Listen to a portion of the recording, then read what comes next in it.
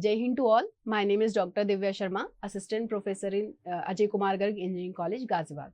Now, today's video lecture is on VLSI. So, today's topic is VLSI Design Flow. So, first, what is the full form of VLSI? So, VLSI stands for Very Large Scale Integration. Its code is BEC 701. So first, we will start with the why VLSI design is useful in industry. So these are the points we will discuss. First, minimization. When we are implementing millions of transistor in a single chip, so there is a minimization of the device. Means the area is minimum. Area is minimization. Area minimization is there. So we can say it is lightweight device. Example, you can say smartphone, laptops.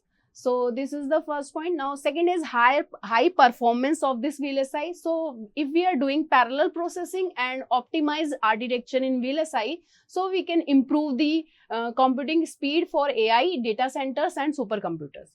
Now third point is low power consumption. So in VLSI there is a low power consumption. Why? How we can say that it's low power consumption? Now third point is low power consumption. So how we can say there is a low power consumption in VLSI design? So modern VLSI design focus on very large scale integration essential for mobile and battery power devices. Now the third is cost efficiency. Now there is a mass production of VLSI chips it reduces the per unit cost. So we can say here is an advanced electronic affordable. So its efficiency is cost efficiency is high. Now next point is reliability. If we are talking about reliability, so integration reduces number of discrete components and there is a minimization of the interconnection devices and increasing device reliability. Now next is versatility. Now here VLSI is used in multiple industries like consumer, electronics, automotive, aerospace. So these are the industrial where there is VLSI is useful. Now next is scalability. So already we all know what do you mean by Moore's law. So number of transistors are double in every 18 months. So here Moore's law enables higher transistor density, means number of transistor double on a single chip. Now it supports continuous innovation in computing power. Next point is system on chip. So system on chip development, VLSI allows embedding processors, memory, sensors, analog digital circuits on a single chip. Now next point is faster time to market. So there is an advancement in the VLSI CAD tools and design flow here help in industries quickly prototype and launch new products here. Now next point is enabler of emerging technologies. So VLSI is the backbone of IoT, AI, 5G, 6G communication, quantum computing interfaces and autonomous system. So these are the points where you can say VLSI design is useful in industry. Now we'll start with the VLSI design flow. So these are the steps we have to follow in the VLSI design flow. First is specification. Second is RTL design. So RTL stands for register transfer level. Next is functional verification. Next is logical synthesis. Then physical design, fabrication, and then in the final step we have to do the testing and packaging of that chip which one is designing. Now again, if testing is failed, then we have to follow the second step again, RTL design. Now here is a description step by step of these steps where we have to follow. Now first is specification. So in specification, let us take an example that you have to design AND gate. So if you have to design an AND gate, so there are you all know, if you have to design an AND gate, y is equal to a plus b. Sorry, if you are designing an OR gate, so you can take an equation y is equal to a plus b. So there are requirements of these inputs a and b. Here is a requirement of this output. We have to assign this output for y. So first we have to do the specification of inputs and outputs. You should know the logic behind the OR gate. So these specification we have to consider in this specification category. Now we can discuss that we have to define the functionality, architecture, performance requirement of the IC. Now second, if we take an example, a microprocessor, DSP chip or memory. So these are the specification we have to do specification in the first step. Now second is RTL design. So RTL stands for register transfer level. So here here is HDL written here like hardware description language like Verilog or VHDL. We have to consider here this point. Now if we take an example of OR gate, Q is equal to A plus B. So A plus B is assigned in this Q. So here this means on every clock edge, the sum of A and B is stored in register Q. So this one we have to do in this RTL design flow. Now it describes how data flow between registers and how the logic works. So here we have to define the logic, what we have to follow in designing of the chip.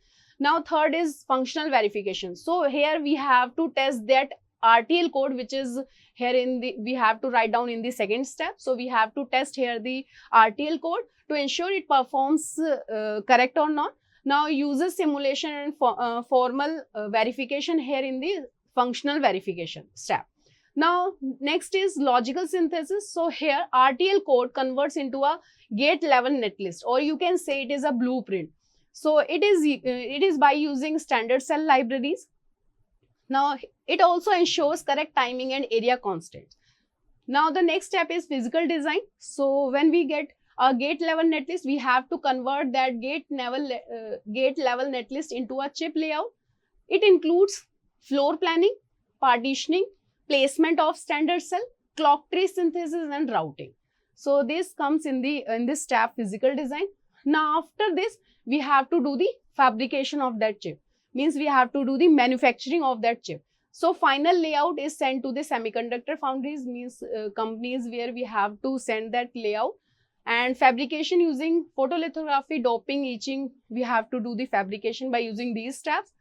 Now in the last step we have to do the testing and packaging. First we have to do the testing for that chip, and chips are tested for functionality, timing and power consumption. And these chips are now, after that we have to do the packaging into IC for integration into the system. So these are the steps we have to follow when we are doing the VLSI design. Now this is Y chart description. So here when we are doing the VLSI design flow, we can do a Y chart description. We can see the Y chart description where there are three domains. First, functional or behavioral. You can see this is the functional representation, or you can say this functional representation is also known as behavioral representation. Now second is structural representation, and the third one geometrical representation, or you can say the physical domain. So these three are strongly related to each other. Now we have to find out the relation in between these three domains, and this is represented by this Y chart. So there are, you can see this is in the form of Y. It means you can say there are three arms of this Y letter. Now we can start with this functional representation, or you can say behavioral description of this algorithm that can be implemented by this one processor.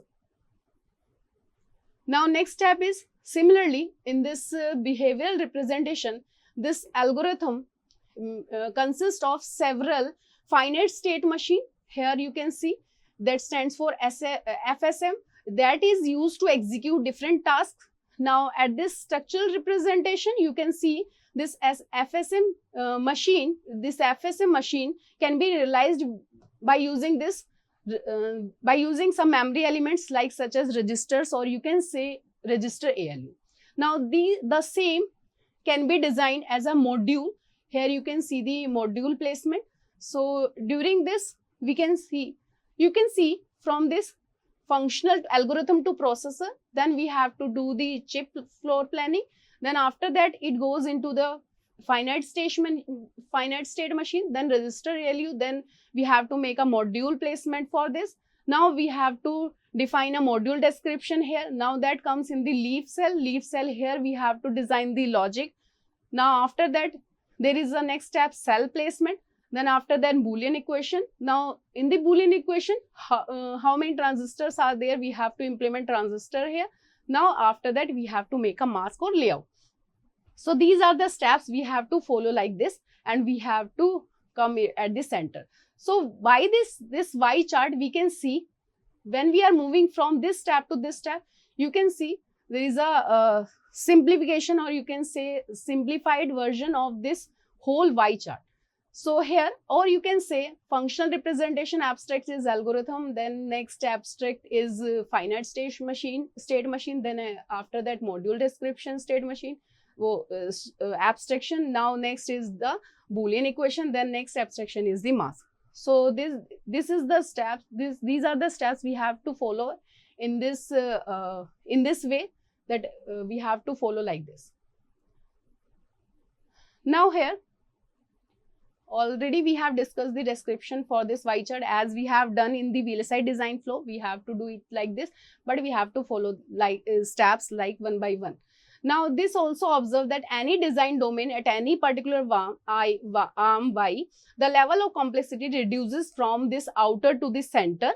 That you can see that comes in the Y shape, which indicates not only 3 domains are correlated, but the components present in particularly design domain is also related to other domains. So this is all about Y chart. Now next is Moore's law. So Moore's law basically here a prediction of the growth rate of logic complexity made by Jordan Moore. Now here Moore's law says transistor count per chip increases exponentially with the years, means every 2 times in every 13 months, 18 months. Now you can see here, this is a graph of, we can see the graph of where their logic transistors are there. So you can see this is the Y axis, this is X axis. So in X axis you can see here is a time in years from 1981 to 2009. Here is a Y axis, here we can see the productivity. Here we can see in the Y axis logic transistor per chip. Now here this blue graph represent the complexity growth, and this here you can see the represents how many number of transistors per chip has increased over the years. This is due to Moore's law, and here growth rate is 58% per year compounded. Now this means chip complexity increases rapidly. Now you can see this red graph. So red graph represents the productivity growth, and this is transistor per staff month. Now it represents how many transistors are there a design team can handle. It means here is a designing, verifying or integrating per staff month. Now here is the growth rate is 21% per year compounded. Now productivity is improving here in this case, but much slower than the complexity growth. Now here there is a gap in between this blue line and red line. It means here is a gap in this. That gap is known as design productivity crisis. So gap in between this blue line means complexity, red line means productivity. So here it is increases. So this gap represents the design productivity crisis, and designers cannot keep up with the rapid growth of chip complexity. Now here there is a requirement of tool, methods, manpower to improve all these, to improve the growth of the chip. Now here what are the implications of this Moore's law? So without advanced design methodologies, EDA tool, high level abstraction, reuse, IP cores, automation, so engineers cannot manage this gap. So this is why design approaches like HDL, high level synthesis, reusable IP and design automation became critical. In short, we can say chip complexity is growing much faster than the human productivity. So this creates a widened gap that is known as VLSI design productivity crisis. Now this, if we are moving from time 1971 to 2020, so there is also, you can see the graphical depiction of this Moore's law from this 1971 to 2020. So how many transistors are increasing from this year to this year.